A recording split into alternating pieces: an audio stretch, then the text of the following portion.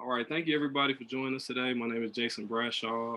I am the chapter president of Huntsville BDPA. Today we have an awesome event and an awesome panel that's going to give you some interview strategies and show you how to level up in your career. I thank you for joining us, and I'm going to go ahead and turn it over to Brittany to introduce our speakers for today.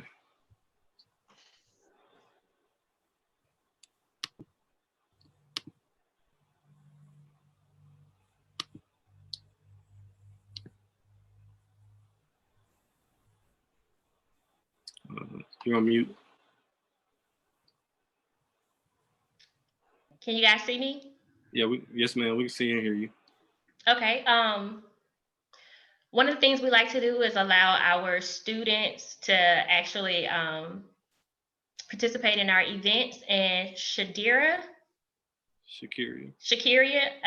I think she wanted to actually introduce the panelists. If not, I can continue on. Shakira, are you going to introduce it? Yes, I can. Okay. All right, for our first speaker, we have Dr. Krisshonna Brown, Director of Human Resources at Huntsville Utilities. Dr.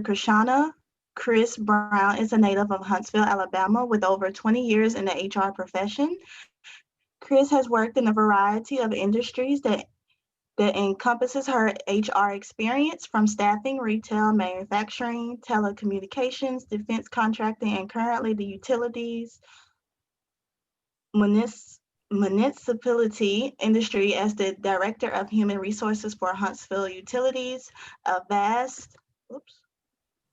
A vast amount of Chris's HR experience has always been in the generalist setting, which has provided her with the knowledge, skills, and experience of each core competency of human resources. Chris has a doctorate of business administration with a concentration in organizational leadership and a professional certification in human resources from HRCI and SHRM that classifies her as a master in the HR field that has a proven level of skill set, knowledge, and aptitude necessary to mitigate risk, think strategically, and drive business results. In addition, Chris is a graduate of Leadership Huntsville and Madison County Management Academy Class 6 and Tennessee Valley Diversity Leadership Curriculum Class 6. Chris finds great joy in giving back to the community and helping others.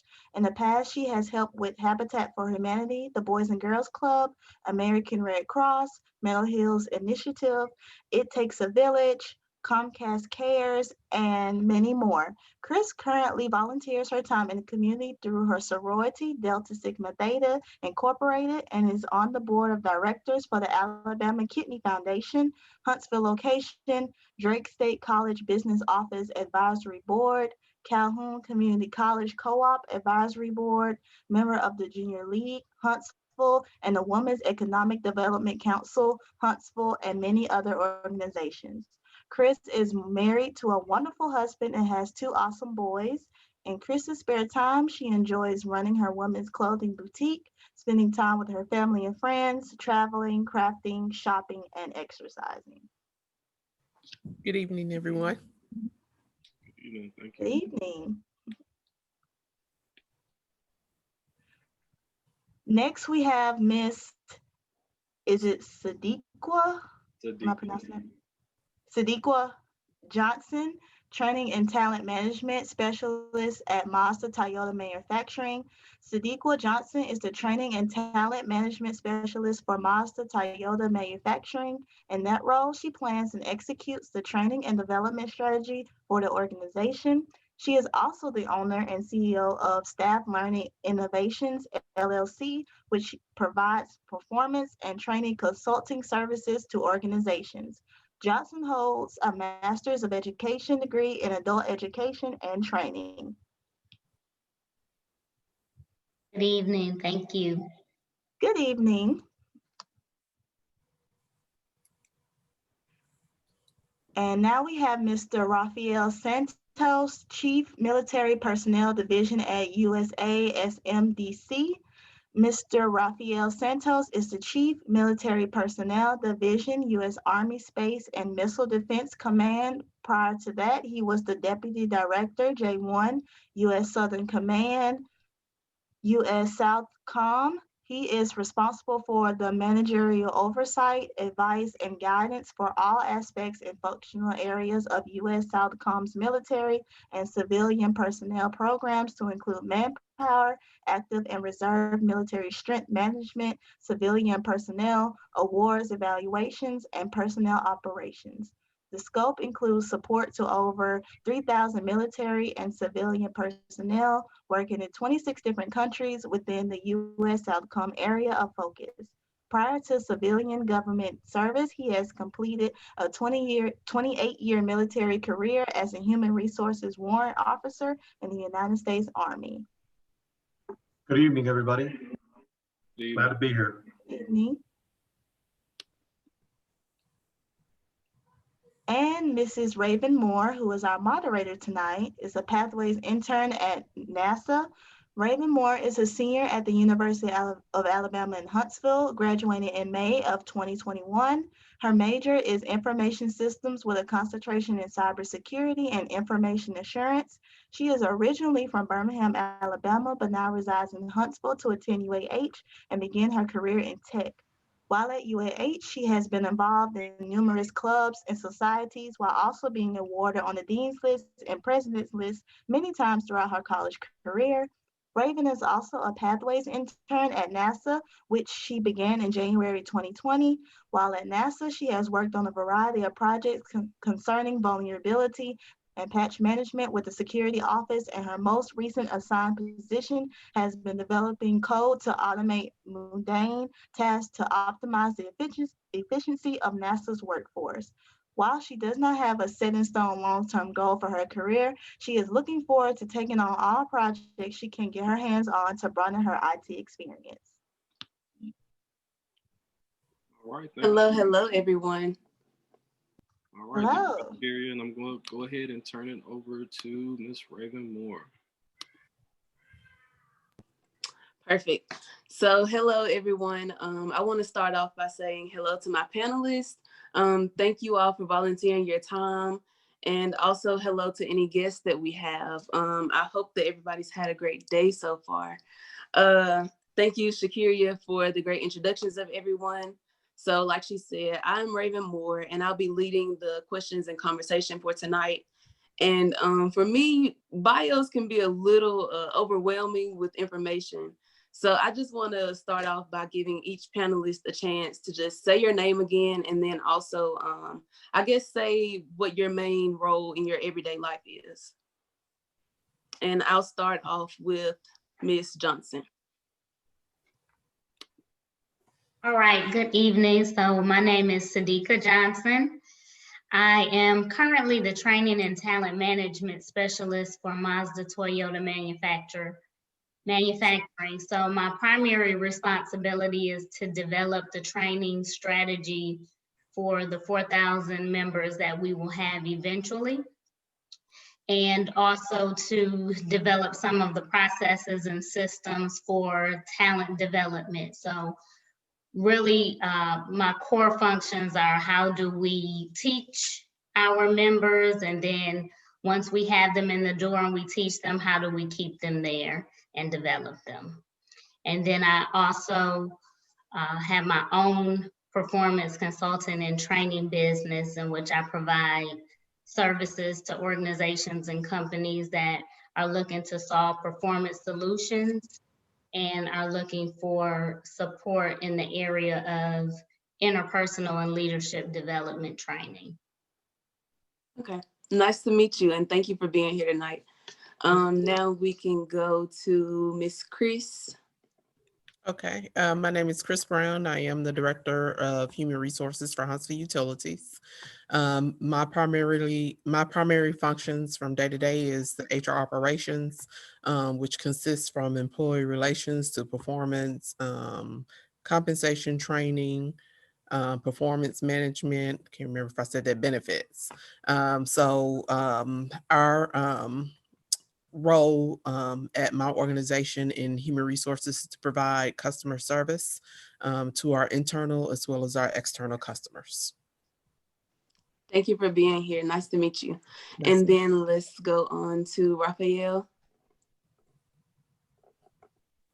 Good evening. My name is Rafael Santos. I am the military HR director for the USASMDC. It's a little bit different because I'm focused on military side of the house. So my HR functions relate to that. So we do from getting folks into whether or not they leave to go other places or retire and medical separations, those kind of things. So that is my focus, is to try to take care of all of our uniformed soldiers and their family members. Oh, glad to be here. Nice to meet you. Thank you. Okay, great. So, of course, everybody kind of knows that the topic for tonight is going to be about interviewing. So just to give you some background on me, I've only been in one interview. My first job, and that's the interview that I've been in, was for my current internship at NASA. My first job, I went to turn in my application and I asked them some questions, they asked me some questions, and they hired me on the spot. So tonight will be very valuable for me as well. So I'm excited to get started. So I have broke tonight's topic down into 3 sections. And feel free to elaborate as much as you want to on each question that I go through. So the 3 sections are going to be preparing for the interview, the actual interview, and then that kind of what now period right after the interview. So let's go ahead and hop into the questions. So in preparation, so let's start at the top. What kind of interviews you 3 are used to holding? Are your interviews structured? Are they unstructured? Or are they kind of a mix in between all 3? Let's start with Ms. Chris Brown. Our interviews are structured interviews, and I feel that structured interviews are best so that you are prepared and everyone is equally provided the same interview questions to where you don't forget what was asked for one candidate to the next. Right. Okay, that makes sense. That makes sense. Okay. Now Ms. Siddeeqah. Yep, so at Mazda Toyota Manufacturing, we use a semi-structured approach. So we do have a list of prepared questions. And then at the end of those prepared questions, we start to ask questions specifically about the candidate's resume and their specific and unique skills, talents, and abilities. So it definitely is important, I think, to have that structure. And like Dr. Brown said, make sure that you're objective in providing the same questions. And then I think the semi-structure provides an opportunity for you to get to know the individual candidate as well. Okay, okay. And then Rafael. For the most part, it's the same way. We do a structure type of setting. The difference is that because of normal candidates that could be in other states, and we have to do some telephonic interviews, or in some instances virtual interviews, it kind of sets the tone for trying different things. However, the one thing that I think we're all agreed on is that we do have a set of structured questions because we want to make sure we ask everybody the same thing and we get their different responses and how they respond to those things.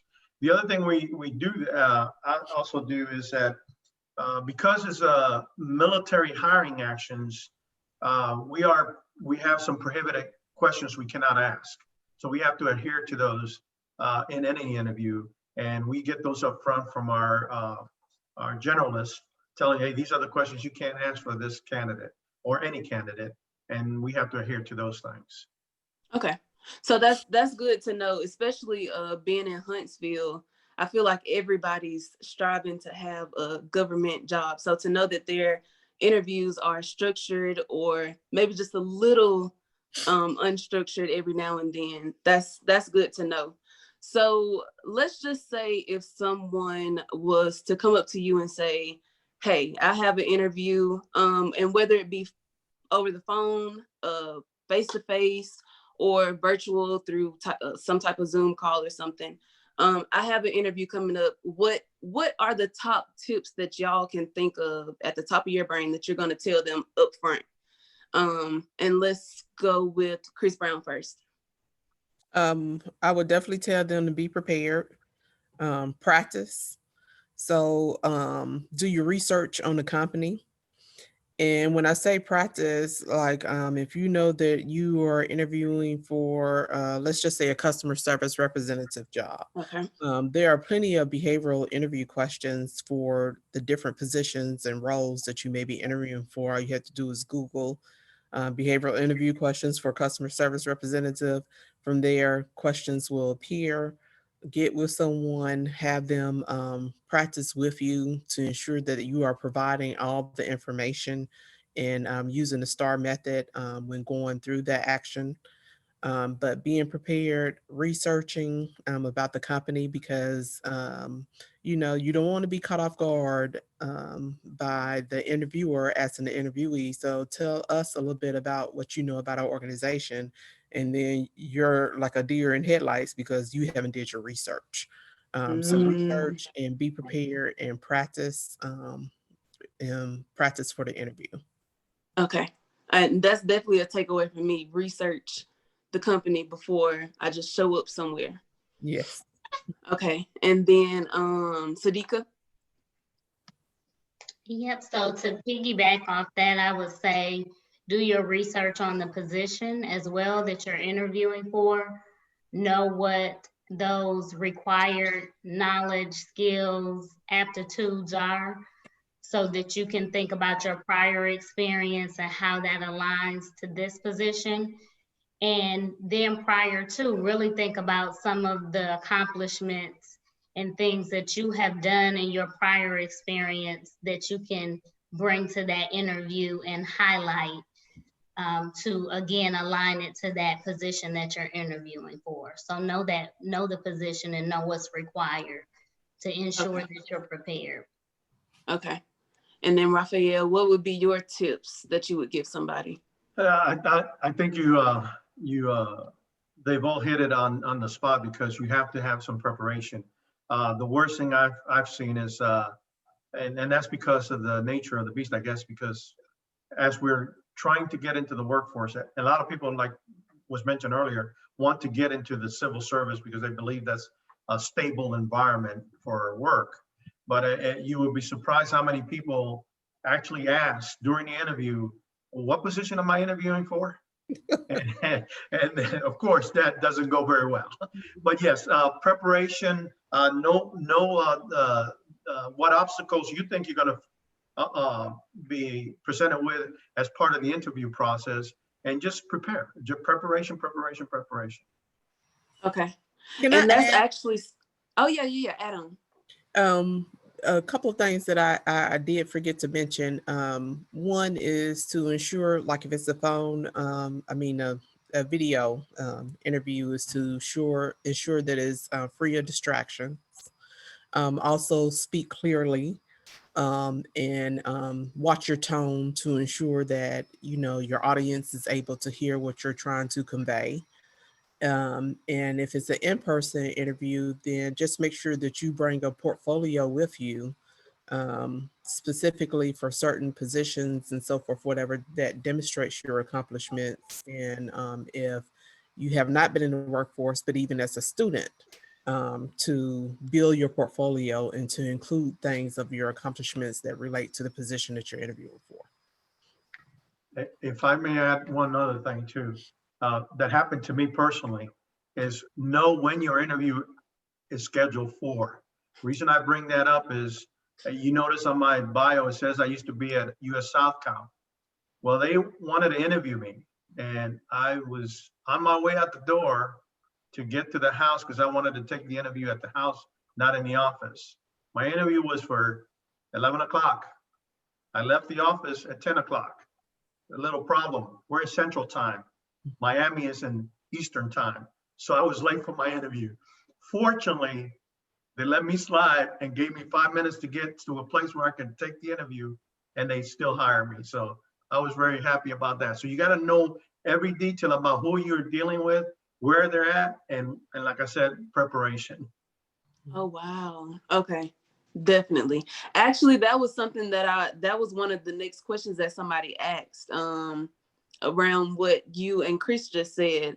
So if it is a virtual or phone interview, what if the only device that I have is my phone? What can I do exactly to prepare for that virtual interview? I would say, I'm sorry. I would say, number one, ensure that your connection and your signal is good. So test that, and then find out what platform they're using to interview and ensure that you have that app downloaded to your phone. Actually go on the app and test it to make sure that your video and your audio is set up.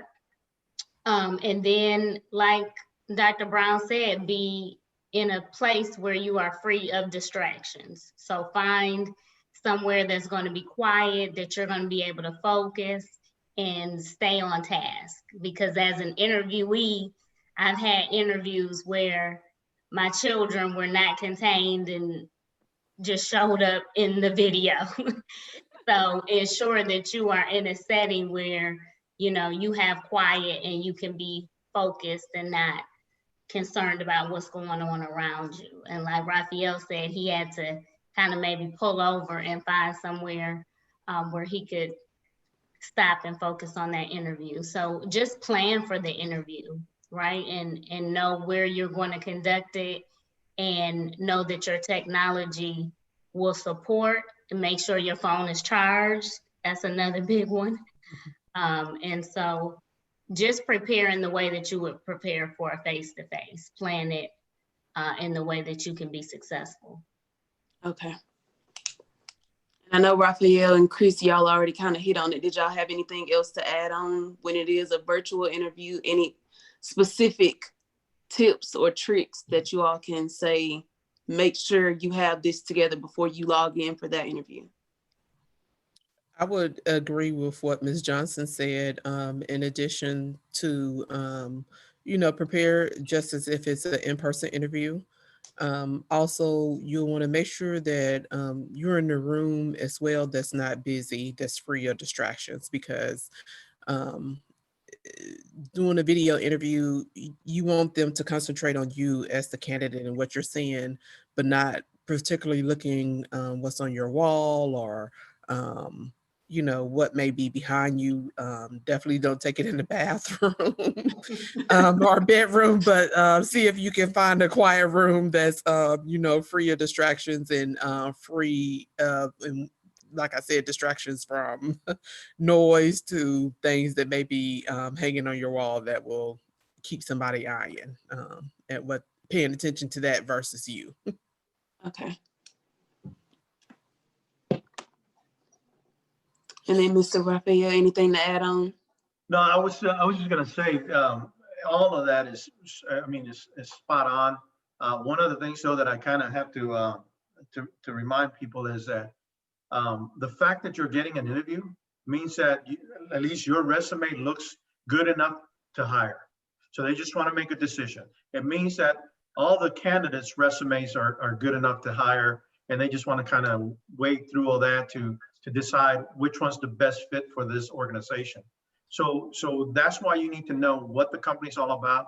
You need to project those things that are not in your resume that they need to know, because that's important.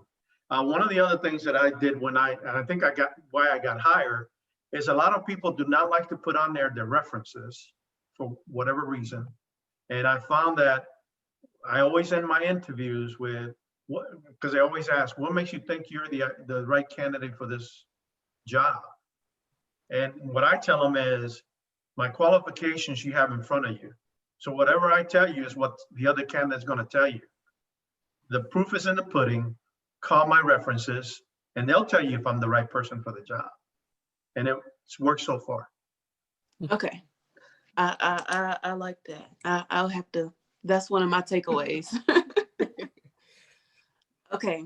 And the last question in the preparation phase of the interview, somebody asked specifically, and I don't know if you all will have experience in this, but hopefully you all can at least kind of give some type of advice. Somebody asked, what can I do to prepare for a technical interview? So I'm assuming they're saying like, maybe it's they might be asked about their specific technical skills. What would you all recommend they do to prepare for that type of interview? And I'll start with Siddeeqah. Okay, well, I would say, just as in any interview, really brainstorm and think about what you have accomplished prior to, right? So what are those skills? How have you used them? How have you demonstrated that you have mastery in those skills? Start to really prepare yourself and think about what you think some of the questions might be. Like Dr. Brown said, Google, use search engines to find out what types of questions are generally asked for a position, like that. So I guess I would say just prepare like you would for anything else, and think specifically about the technical skills that they're going to ask you about. Okay. And then Chris, did you have anything to add on? Yes, as Ms. Johnson said, prepare, study up on the most important developer fundamentals, read article journals about your profession, provide a portfolio that give examples that demonstrate your work, so that they're actually able to see what you're able and capable of doing. Okay. And then Rafael? No, I mean, it's all spot on. A difference from the regular civilian HR and my HR, military HR, is that we have some certain systems that I would hire for my jobs. As a matter of fact, I'm in the process of hiring what we call a strength manager. And what that requires is that they have capabilities of working what we call TOPMIS, which is the Total Army Personnel Management System. That they are able to do what we call EDAS, which is the Enlisted Distribution Assignment System. So one of my questions, or part of my questions as part of the hiring piece, is have you used it? How do you use it? And what's the end goal of when you're using it? So preparation, like everybody says, is the key. And as long as if you say you did that, I want to know that you show me how you did it, or talk to me through it. How to do it, how you would do it. Okay, well, thank you. So that's what I have for the preparation part of the interview. Now we're going to move to the actual interview. And like I said in the past, I will be directing this set of questions specifically to one person, but if you have something to add on, just feel free to hop in when that one person is done. Okay. So I am curious to know, how are nerves perceived? And somebody actually did ask this question as well. How are nerves perceived in the interview? Does it make you seem intimidated or not confident, or is it do you all feel like it's natural? And this question, I'm going to ask Ms. Chris. I'm sorry, the computer had actually lost internet connection and came back up, so I couldn't quite hear what you were saying. I apologize. Oh, no, you're fine. I just asked, how are nerves perceived? Does that make you seem not confident, or do y'all expect nerves? Oh, nervousness. Yes. Yes. I think that's the expectation of everyone. I mean, although, like a lot of us are always on the other side of the table, we get nervous too when we have to interview for positions. But I think, just practicing and preparing, I always encourage employees and individuals that I know that are going for an interview. If you know or think that you might be nervous or might, forget some important details that you want to be able to provide to the company that you're interviewing for, take your notes with you. That way you always ensure that you are hitting on or highlighting, you know, in regards to whatever those KSAs are, you know, that you want to be able to provide to that organization to demonstrate that you are the best candidate for the job. So, you know, I think that's expected from everyone. And just bringing those notes and everything with you will help. Okay, so bring my notes with me. Did anybody else have any tips? Well, to I just wanted to, nervous? I mean, she had, like I said, she has it spot on. One of the things that we do for all of the folks that we, at least in my experience, that we, is to try to, before the actual interview starts, try to calm them down, because we know they're going to be nervous. So we try to do something to relax them, make them at ease. If I know somebody who's going for an interview, I tell them, hey, before you get in there, breathe, count to 3, 4 or 5, whatever it takes to get you down, and then go into the interview, because as soon as you hit the door, the interview started, even though they haven't started asking you questions. So you just be prepared for that. Relax. There's a nervous expectation, and like Chris said, even the interviewers get nervous, because we want to do a good job, not just for the candidates, but for the organization that we work for. We want to hire the right person. Right. Okay, that's good to know. And then also, I was going to say, ask the question of what is the format of the interview. Yes. So you don't want to be blindsided and think that you're interviewing with one person and then walk in and it's a panel of 5. That happened to me. Me too. I think all of us. So ask that question, you know, what's the format? How many people will be interviewing? Who will be in my interview? That's important just to prepare. Might give you a little bit more nervousness to know that it's more, but at least you'll be prepared and you won't be caught off guard. Okay. And one tip that I did pick up on before, I think it was at a conference or something that was at, is, you know, listen to like some kind of motivational music before you go in. So We Will Rock You. Just a thought before you go into interview, get pumped up and say, yeah, I got this, like Rocky. Agreed. Okay. So this next question actually kind of hits on what you just said, Siddeeqah. Ask questions before the interview. So like you said, ask the questions of how would the interview be structured. I do want to ask, when would you ask a question like that? Would you ask it when the interviewer sets up the time and day with you, or should you send it in an email, or how would you ask that? I think so most companies have a phased approach to interviewing. You might have a telephone interview. And then if you get past that first round of interviews, they'll say, we want you to come in. So then at that point, when they give you information about, you know, you'll come in, this is your date and time, you can always just send an email or call and say, okay, I just am inquiring about the structure. What can I be prepared for? Will there be more than one person in my interview? Those types of things. Okay, so ask that then. And then Chris or Rafael, do y'all have any other questions that you would recommend somebody ask before the interview? No, I think Ms. Johnson hit the nail right on the head for me. It's just asking beforehand of, you know, what you can do to prepare for the interview as far as the panel, if behavioral interview questions are typically asked, you know, and so forth.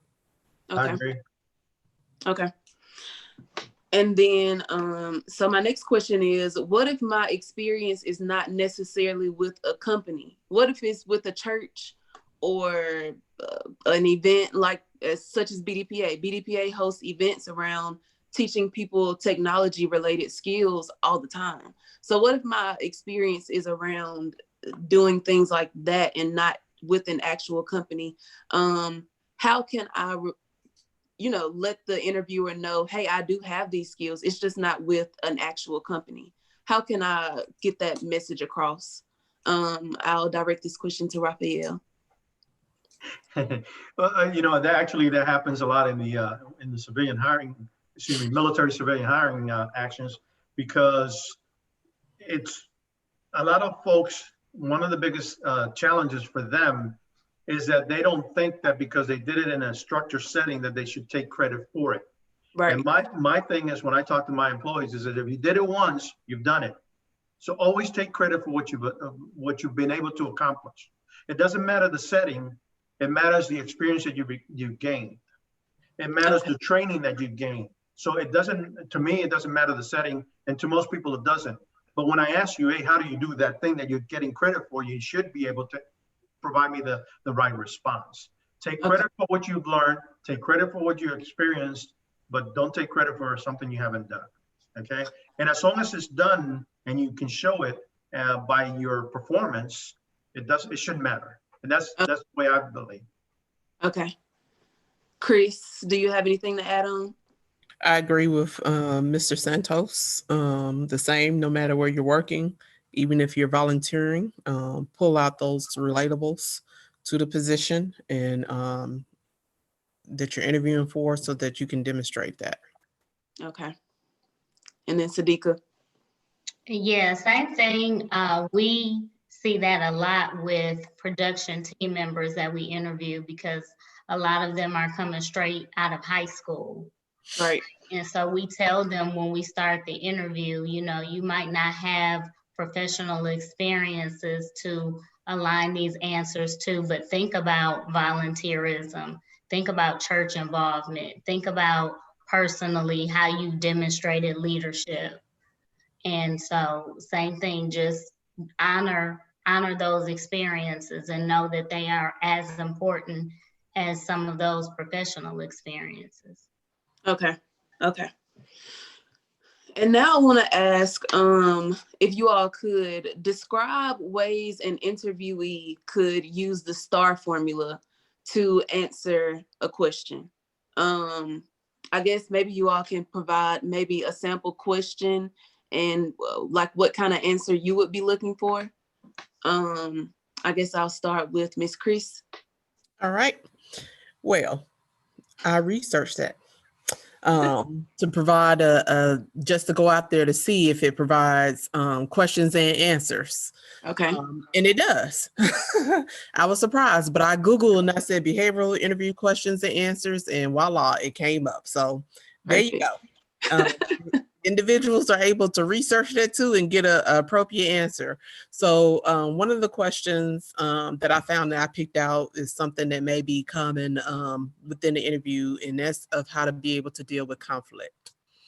And so this question is, tell me about a time when you were in a conflict with a peer and how the situation was resolved. And so just to ensure that everybody know what the STAR method is, it's a situation, a task, the action that you took, and then the results from those actions.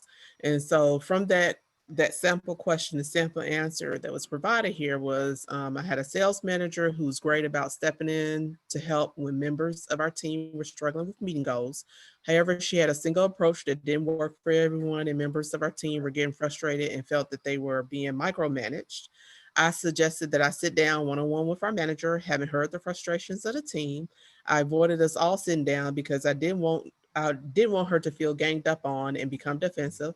After talking, we decided that she would let the team members know her door was open if they needed help, but that she would let them be in charge of the strategy they used to meet their goals. We also implemented a monthly optional training program where we had different team members present, what was working for them, in order to offer a variety of approaches. So they gave you the situation, the task that was done, the action, and then the results from all of that. So there you go. Okay, thank you. Thank you. You're welcome. Did anybody have anything else to add on to that STAR? Because I know in my one interview that I did have, they actually asked the questions, and I could tell they were asking the questions, hey, what kind of situation have you been in? What action did you take? What was the result of it? So it kind of seemed like a long-winded question, and then I had to have a long-winded answer. So it's kind of, I kind of would like to hear what else, maybe Siddeeqah, what would you like to hear? An example question that you would maybe ask, and then what kind of answer would you all be expecting back? So I always say it's about telling a story and really starting from start to finish. What were you tasked with? How did you impact it? what happened as a result of that. And then I always add an S on the end of the STARS model. And I use that as like a self-evaluation piece. So what did you take away from it? And for me, I think that sets apart a candidate. So everybody's going to answer the question about, this was the situation, this was what I was tasked to do, this is the action I took, this was the result. But then kind of end it and put a bow on it with, this is what I learned from that experience, this is how I grew or I developed. And, you know, that kind of says to the interviewer that I take every task and every project I have as a learning experience. So I'm a lifelong learner. Wow. Okay. That's a great tip. Put an extra S on it, self-evaluation. Rafael, anything that you want to add on, or No, what type of answer? I think what Chris said was the way we kind of end up dealing with it too, and same Ms. Johnson too. The one question that we kind of always ask in most of our interviews, because of the military structure and what I had said before about a lot of people migrate to the civil service because of the stability, and it's kind of hard to fire you after you've already gotten your career, or consider a career professional after 3 years. It's kind of hard to fire you unless you do a lot of work to do that. So one of the things that we ask is, okay, in the same vein, how do you deal with difficult people and difficult employees? And give us an example of that instance. And we basically is, what was the situation? What was the task that caused the problems, and the resolution, and those type of things. And so you have to come to an understanding of how they will deal with that, because it also adds the added piece of stress. Because if you have to deal with a difficult situation, you also have stress on that you're dealing with it correctly, and stress that you're making sure that the mission is accomplished. The job is accomplished. Okay. Now, to kind of shift to maybe the end, I don't know where you all probably at this on in the interview, but maybe I got asked in the end. I got asked, what is your end goal? What is your dream position that you want to get to? And we kind of talked about this before. So I kind of want to ask, I know some people do have an end goal, but what about the people that don't have an end goal, or have an idea of the end goal, but don't necessarily know how to articulate it, because maybe we haven't had experience just yet to be able to say what it is that our end goal is. How would you recommend we talk about not having an end goal? And I'll direct this question to, I know Siddeeqah, you had really good advice earlier, so I'll let you go first. Okay, I would say to be authentic and genuine in that I haven't exactly figured out what my end goal is. But then you can also speak to some of the experiences that you know you want to have, some takeaways that you want to get while with that organization, and that might help you form that long-term plan. But you do know that you want to learn as much as you can. You want to be an expert in your role. And honestly, the interviewer might have the same experiences. We don't all have it figured out when we come into an organization and know what we want our path to be. But you do know that you want to take away some key things in this position or in this role. So be authentic and honest about that. Authentic and honest. Okay, so just be upfront and okay. Chris, anything to add on? No, I agree with everything Ms. Johnson said, is being authentic, and also, express them and let them know that you're in a learning phase. Okay. You're there to learn, and then to be able to figure it out. Okay. Rafael, any tips to add on? No, I agree with everything that's been said. The only caveat to that, I think, is also who is interviewing. I think because that makes a difference. If it was you, you're starting your career. You're starting, so your goals are not just set. Me, I'm an old fart. Okay, so my goals are pretty much along the line. So it would depend on what it is. But the key thing has always been the honesty. If you're being honest to the folks interviewing you, they can see that. And you know, just be upfront. Tell them where you're at now. I might not yet know where I'm going, but I'm trying to get there. Okay. And so it kind of does depend on who that person is, because they might be at different stages of their life and their career goals. Okay. Okay. So that was the last question in my actual interview section. I wanted to ask before I move on to the end of the interview, do you all have any things that you would add on, or tips or tricks or advice to anybody for maybe questions or answers that you're looking for in the interview? And I'll start with Chris. Anything that you could think of that we haven't talked about? Are you asking questions that you should ask the interviewer or interview panel? The actual person doing the interview. Any other tips that we may not have hit on that you want to add on? I would say be prepared to ask whoever you're interviewing with questions. Okay. And like I have a list of different questions and so forth, you know, that I recommend for individuals to be able to ask. Okay. Well, maybe let's hit on that then. What questions would you recommend? Let's just say I don't know what to ask. What would you recommend that I ask at the end of the interview? Okay. Well, one question I recommend is asking the interviewer, what does your ideal candidate look like? That way, they're giving you that information, and you will have some kind of idea, whether from your interview, whether you're meeting that or you're way off base. What are the top 3 strategic initiatives that you would like for this individual to focus on? What would you like to see done differently in this position, or that department as a whole? How do you see this role contributing to the larger company goals? What metrics will you use to measure success?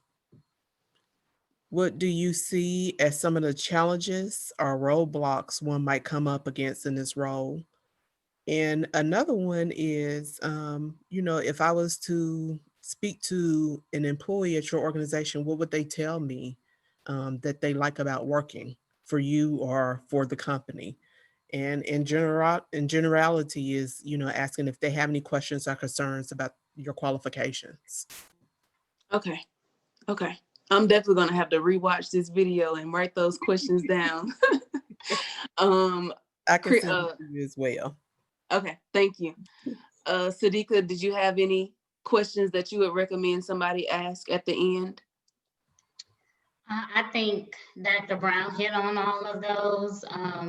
You do want to know what's expected in the role, so they'll give you a rundown of, you know, what this role is all about, but make sure by the end of the interview you have clarity about what is expected in the role. Will people be reporting to me if I get the role? So just ask those questions that are going to provide you with clarity about what's expected, because you want to make sure it's the right fit for you as well. Okay. I do have a quick question. In an interview workshop that I went to, somebody said that it's recommended to ask how the interviewer thinks that you did as an interviewee. Is that ever an okay question to ask your person that's interviewing you? And anybody can answer it. I'll speak from experience. Early on in the very early stages of my career, I asked that question, and the individual that was interviewing me was kind of stumped. And they actually told me, they said, well, you stumped me. I wasn't prepared for someone to ask me that question. And I kind of feel like they didn't know, you know, what direction to go in, because they're not going to say, oh, well, you sucked. Right. But, you know, like in generality, they're like, okay, well, yeah, you did good, you know, or okay. So personally, I would say to stay away from that question. Okay. To focus more on some other areas. Okay. Yeah, I think a lot of interviewers do not want to say that because they haven't finished the process. And so therefore, to tell you, hey, you did great, and you get false expectations, that's not a good thing either. Because there are some folks that think that because they're told that they got the job, and that's not the way it works. You have to look at everybody that comes in, give them a fair chance of making it, and then go from there. Yeah, Okay. I think that that's feedback that you can ask after either you receive the offer or do not receive the offer. You know, how did I do if you didn't receive the offer? What are some things that maybe I can do better the next time? Or even if you did receive the offer, I've asked employers, you know, what did I do well in the interview, or what stood out to you in the interview? Okay. Yeah, I've Okay. been asked that afterwards, where I actually got about a 3 or 4 page letters from one individual saying, okay, I know I didn't get the job because you didn't get, what did I do? And then he tells me some of the things that he might have left out in the resume or during the interview. And what I go back is, why didn't you say all those things before? So, but you try to give them constructive criticism after the fact, not during the process or, you know, during the interview. Okay. And then Rafael, did you have any questions that you would recommend somebody ask during the interview? I think the best way to handle that, and a lot of people are afraid to do it, but I think I don't see a problem with it. And that is that if you're being interviewed, it's okay to take notes. So that way you can ask those questions that you're writing down. Okay, I got this question, I gave him an answer, but I have this note that I wrote down on the side, and maybe come back and say, hey, just to clarify, just want to hit up on this and whatnot. Okay. And then those other questions that everybody said are perfect. Okay. And then I do see a few people writing in the chat. I'll look at the chat questions at the end. I only have 2 more questions to ask. So I'll go, if you have a question, throw it in the chat real quick and I'll ask it after I ask these 2 questions. And so my next question is based around the end of the interview as well. Do you recommend follow-up emails? When should I send the follow-up email? Should I send it right after we get done with the interview? Should I send it the next day, the top of the next week? And then also, what type of information would you recommend somebody include in the follow-up email? So I'll start with Rafael. I'm kind of a little bit indifferent on this one, because there's some good to a follow-up email, and then I think there's some bad. I think that if you're going to do a follow-up email, it shouldn't be, did I get selected or anything like that. Is thank you for the interview. Appreciate the opportunity to come before you in whatever fashion. But after a selection is made, if you don't mind, can you tell me how I did or how I did not do, so that I can better myself and do a better job next time, and so I can improve. But I'm not always a fan of it until after the selection is made and whatnot. Because you never know, you might be the one to get it. Right. Okay. So make it more of a thank you more than anything. Okay. Ms. I Chris think Brown. that's more appropriate, yeah. At least in my mind. But everybody's different. You got to remember that. Everybody hiring a people is different. Right. Okay. Chris Brown, how do you feel about follow-up emails, and what would you recommend would be included in it, and when to send it? I'm on the same page as Mr. Santos, versus more line of a follow-up email, more of a thank you for their time, but also within that reiterating why you are the best candidate for the job by whatever your knowledge, skills, abilities, and so forth that's applicable. Highlighting that to the interview panel or the interviewer, so that it is a refresher for them after interviewing. Now, ask if it's best by email, what have you. I think is to be on the safe side is based to, I would say, to send something in, because you don't know what kind of spam blockers or what have you that the organization has, and your email may not be received. I personally like little small handwritten thank you cards, where it's a personal note in there that has in there, but still highlighting why they're the best candidate for the job. Okay. And just say if somebody was to write, like you said, you don't mind the small cards saying thank you. Would you recommend somebody take that to a front desk of your company, or how exactly would we go about getting that message to you? Well, before you conclude and walk out the door for the interview, you know, you can ask for everybody's contact information or a business card. Okay.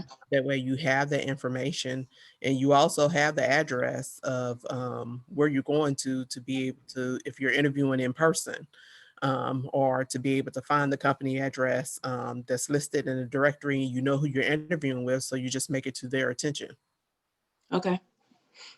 And then Siddeeqah, how do you feel about follow-up emails, or would you like a card like Chris, or how do you feel about it? What would you recommend people do?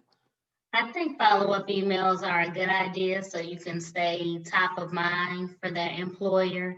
And basically, like Dr. Brown and Rafael said, you want to ensure that you thank the interviewers for taking out the time to interview you, reiterate your interest. And then I always say do it within 24 hours. So whether you send it in the mail or send it by email, you know, usually employers have a short window of time that they're interviewing candidates, and you don't want to wait a week or so before you send that to them. You want to stay top of mind. Okay, so within 24 hours. Okay, I'm going to move to the chat. So Steadon asks, what are some resources that we could use to prepare for our interview? Do you all have any maybe websites or books, good books, or anything like that you would recommend as a resource to prepare for an interview?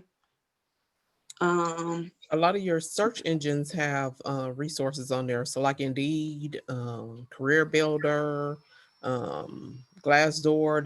There's a lot of different sites that you can go to that helps help you to prepare for an interview. Okay. Anybody else got anything to add on to that? Resources like SHRM, so Society of Human Resource Management, is it? ATD, and some of those organizations provide you with interviewing techniques, strategies, some of those articles that Dr. Brown talked about. So looking for professional organizations that focus on talent development and those human resource functions are going to be really important. Okay. Someone asked, oh, no, someone just made a comment and said the interviewee can request a debrief after the interview. How do you all feel about that? Let's start with Ms. Chris. I don't have a problem with that. There's actually one candidate that was I would say younger gentleman. And his interview was so horrible, even though he didn't ask me for feedback. I called and gave him feedback because I didn't want him to go interview with someone else. And they have the same experience that I had. And you know, I was just honest with him. I told him, I said, I know that you didn't ask for this. I said, but to help you prepare for your next interview, here are some tips that you may want to focus and concentrate on. Okay. Rafael, how do you feel about someone asking for a debrief after their interview? I don't have a problem per se, and I agree with Dr. Brown, but the key is when do they ask for it? Because a lot of times in the interviews we have, because of all the things that are going on, you sometimes schedule them back to back, and you can't stop a projected interview to address that issue. So you kind of have to wait until that day's interviewing is done, and then you can do it afterwards. But I don't have a problem with that, because we can give them a fair assessment. Like Dr. Brown said, if they really did bad, you want to help them out for the next time, because they're probably not going to get the one you have, but maybe they can get the next one. Right. Okay, perfect. Well, that ends my questions, and I haven't seen any other messages pop up in the chat just yet. So I wanted to give you all a chance to kind of think about if you have one piece of valuable information that you just want, if somebody just took one piece of information from tonight, what would you say, what would be your valuable piece of information that you would want somebody to leave here tonight with? Even if it isn't something that you haven't personally experienced, but you maybe heard of it happening to somebody else, what would be your valuable piece of information that you would want everybody to leave here tonight with? And I'll start with Siddeeqah. I would say be really confident in what you bring to the table, even if that's not a boatload of professional experience, even if that's not leadership capabilities. What is it uniquely? What are the talents and skills that you bring that someone else may not? And then enter the interview that way. Anytime I've entered an interview as the interviewee, as you know what, I will be a valuable asset to this organization. They would be blessed to have me on board. I've 9 times out of 10 gotten the position. If I walked in like, oh, I really want this position and I just want to impress them, then I don't. And so I would say just really be confident in what you bring and don't be afraid to. I think one of the things that most people struggle with the most is bragging on themselves and giving themselves recognition. So the interview is really an opportunity for you to, demonstrate and sell yourself and your personal brand. So don't be afraid to brag on yourself a little and say that, yes, I did accomplish these things. I do have this skill set. Okay. Ms. Chris Brown, do you have one piece of valuable information that you would definitely want everybody to leave here tonight with? I agree with everything Ms. Johnson said, and it's a couple of pieces. And I would say that one is your interview starts when you submit your application, your resume. Okay. After you're contacted, you want to ensure that you are acting in a professional manner, because I've had where we have called co-op students to come in for an interview and it's like, hold up, or all this other stuff. And I'm like, really? Do he know that I'm an employer? Like, did you forget? Or come back to the phone now, who is this? Now, what position is this again? So just know that you're interviewing before you step foot in the building with an employer or get on a video interview with them. You're interviewing from that time. And even if it's not the hiring manager that's contacting you or someone else that's contacting you, from the moment that you step into that building, I call down to our receptionist office all the time and say, hey, how was this candidate when they came in? Because I don't want you to turn it on just when you come in front of me. You need to turn it on before you walk into the building. Okay. That's a really good takeaway. Rafael? I'm sorry, I was just laughing at Ms. Johnson's answer on the chat about the email address and professionalism. Oh, yeah. It's from a personal experience, and I would apologize ahead of time, but I had gotten a recommendation to consider somebody for a job, and the resume looked great. It was awesome until I saw the email address. One nut sale was the email address. And there was a story behind that, and it just blew my mind. So yes, I agree with that, Ms. Johnson. The other thing I wanted to say is that they've both covered it, but one of the biggest problem I see with folks during interviews is that they tend to shortchange themselves. And that is that I'm applying for this, but do I really have the qualifications? Well, if they are interviewing, they think you have the qualifications. And so stop being so negative about yourself. If they're going to say no, let them say no. Don't say no to yourself. Don't give them a no. Go in there, like she says, confident. Do the best you can. That's all they can ask for. But stop shortchanging yourself. Nice. Okay. Thank you. Well, I believe that the advice that everybody gave tonight was very valuable information. I have a whole list of takeaways, and I'll probably rewatch this video a couple of times because, as we all know, an interview can either make or break you. Like we've talked about this whole call, it can. That's the main yes or no factor. So hopefully everybody else has been taking notes as well. And hopefully this call will help everybody be more comfortable with the next interview that you have. So I want to say thank you to my panelists. I really appreciate you all being open and honest with your answers and just taking the time out to be here tonight. What was I about to say? I'm so sorry. Oh, then I also wanted to say thank you so much to all of the guests. I don't know. Oh yeah, Jason said that he was recording this. So if you want to rewatch this, I know I'll be rewatching it. It'll be on BDPA. You can just type in on YouTube, BDPA Huntsville. It's on the YouTube. It'll be on the YouTube channel. And now I will pass it to Brittany and Jason to close everything out. Thank you all. Thank you. All right. So I will review, but man, I have like 3 pages of notes. So I'm gonna try to sum it up because this was a lot of good information. And I first want to thank you, Raven. You did an awesome job. I knew when I asked you to do it, you're gonna kill it, and you killed it. Thank you. Everybody give me a hand clap. Thank you. To our panelists, man, you guys were phenomenal. A lot of good information. Like I said, I got 3 pages of notes. So I really felt like this was a valuable session. I'm just trying to see where I'm gonna start at.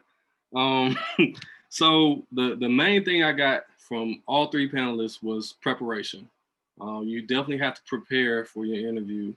Knowing the details of the interview, what time is going to happen, what kind of format is it going to be in, the position that you're applying for. Rafael spoken at a few times. Make sure that you know what you're applying for and what you're interviewing for. As far as virtual interviews, if you're on a mobile device, make sure it's charged.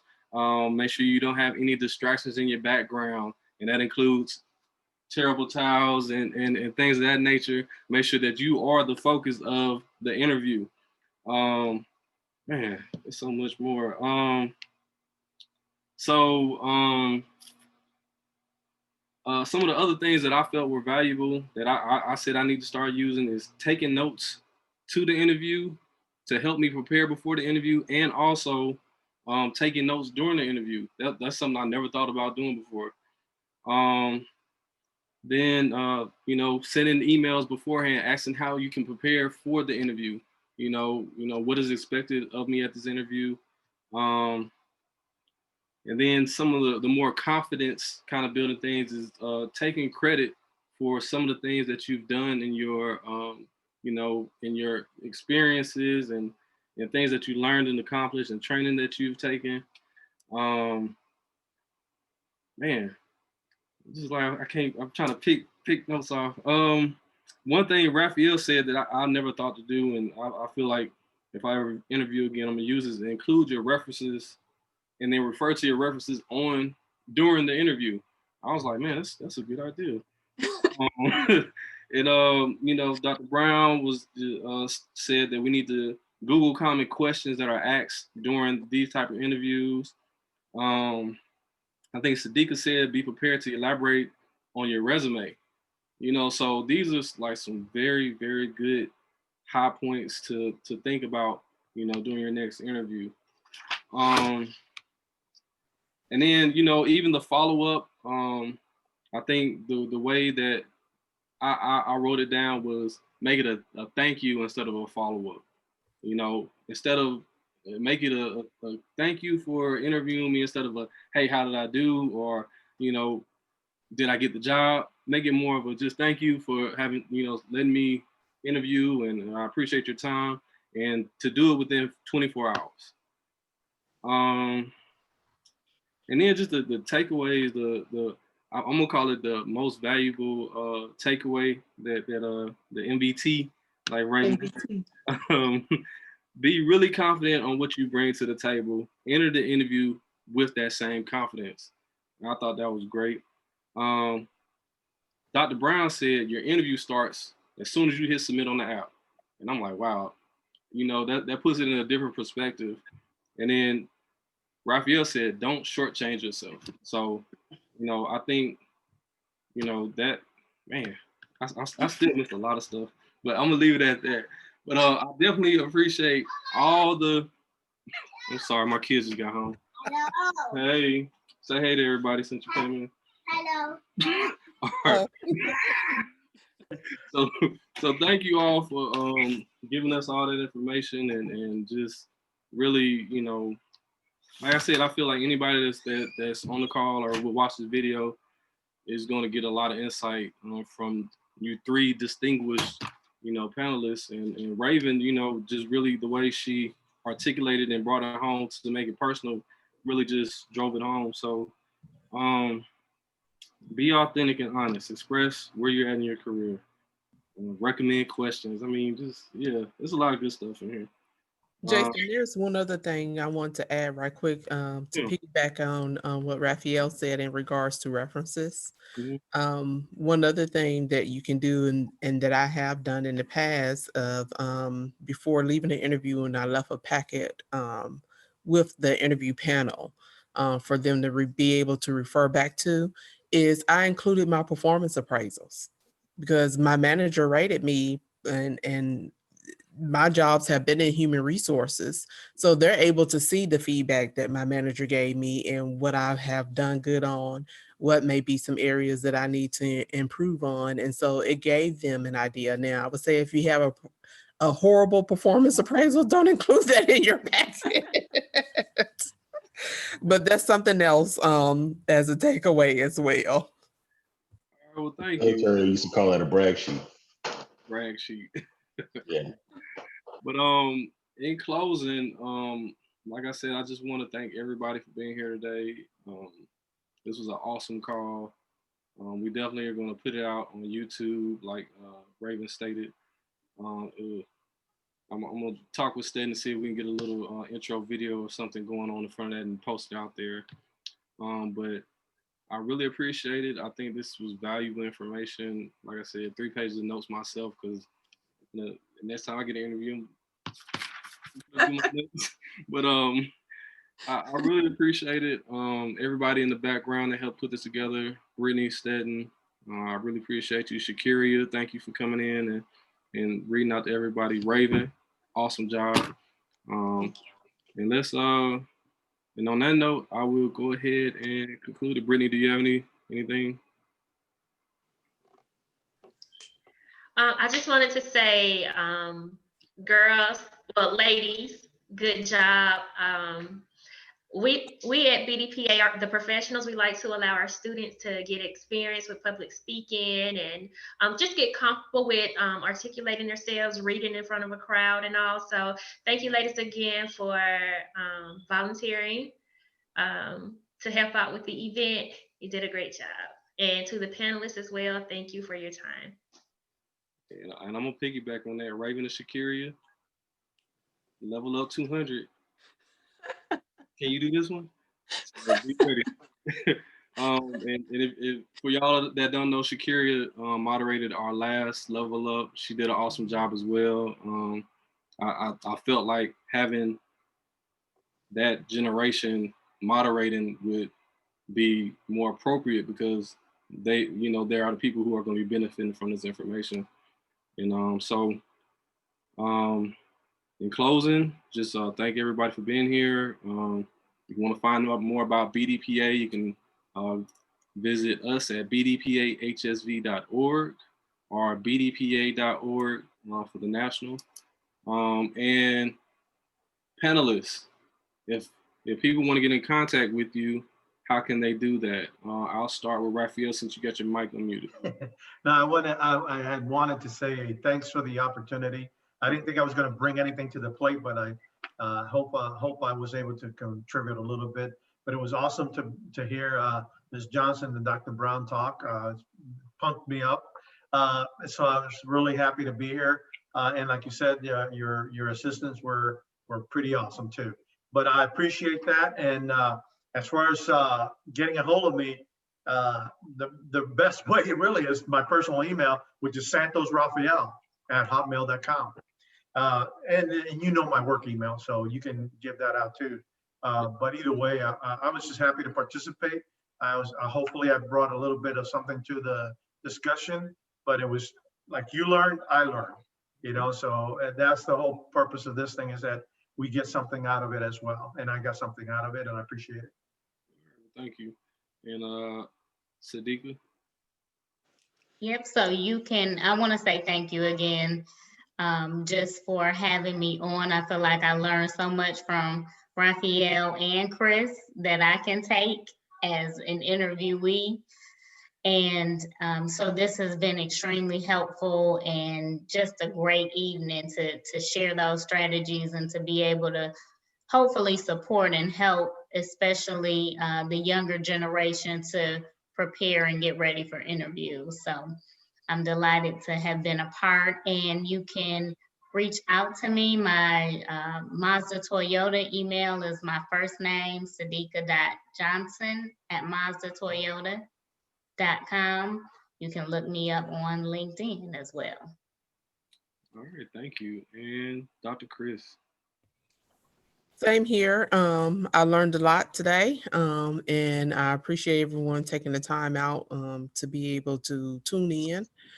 I can be reached at LinkedIn. I may be a little slow responding back, but I will get to your message eventually. All right. Yeah, and Jason, I'm on LinkedIn too, and you know that. Yep. We'll put all your LinkedIn information on the details. And Raven? My contact information. I guess I'll just say y'all can find me on LinkedIn as well, just Raven Moore. That'll probably be the best way to contact me. Good deal. I'm also on LinkedIn as well. Jason Bradshaw. And with that, we'll conclude tonight. Thank you everybody for being here. Have a great night. Y'all have Thanks, a great everybody. evening. Take care. Good night.